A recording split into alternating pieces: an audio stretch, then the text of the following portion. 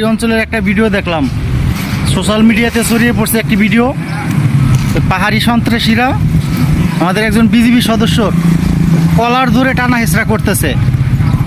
পাহাড়ের এই সন্ত্রাসীরা এত বড় সাহস পায় কোথা থেকে? এদের এই সাহস দেয় কে?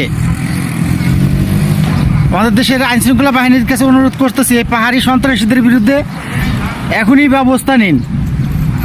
এরা যেইভাবে প্রশাসনের গায়ে আক্রমণ করতেছে, প্রশাসনের উপরে হামলা করতেছে, এতে করে প্রশাসনের নিরাপত্তাহীনে ভুগতেছে।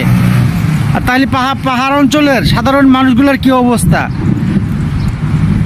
তাই সেনাবাহিনী এবং যারা আইন শৃঙ্খলা বাহিনীর সদস্য আছেন তাদেরকে অনুরোধ করতেছি, যারা ঊর্ধ্বতন কর্মকর্তা আছেন তাদেরকে অনুরোধ করতেছি যে পাহাড়ি এই সন্ত্রাসীদের বিরুদ্ধে দ্রুত ব্যবস্থা নিন। এই সন্ত্রাসীদেরকে এখনই প্রতিহত করতে হবে। প্রতিহত না করতে পারলে আগামীতে পাহাড়ি